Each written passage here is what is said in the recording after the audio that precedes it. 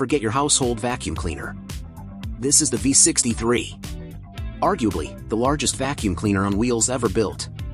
It is a Soviet monster, designed to roar like a tank and clean military airfields with the force of a tornado. Back in the early 60s, the jet age brought a serious problem. Foreign object debris. A single pebble sucked into a turbine could destroy a fighter jet. The Soviet Union needed a radical solution. So, engineers took the massive, six-wheel drive KrAZ 257 off-road chassis and turned it into a giant industrial cleaning plant. But the most insane feature of this machine was its power source. The vacuum fans were not powered by the truck's main engine. No. Instead, mounted on the rear frame, was a separate, massive V12 diesel engine. The 1D12. If that sounds familiar, it is because this engine is a direct descendant of the legendary V2 engine, used in the T-34 tank.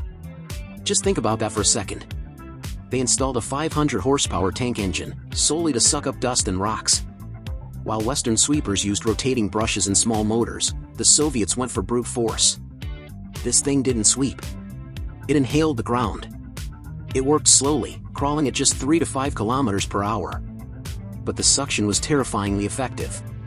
It cleared a path 2.5 meters wide, filtering the air and dumping heavy debris into two 700-liter bunkers.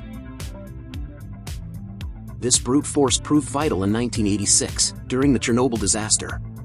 3 V63 units were armored with lead sheets and sent to the contaminated zone. Because the airflow could be reversed, they didn't just suck up radioactive dust. They were used to spray decontamination fluid on the streets of Pripyat.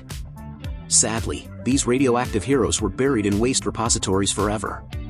So, is this the most over-engineered cleaning truck in history? Let me know in the comments. And smash that subscribe button for more heavy machinery stories.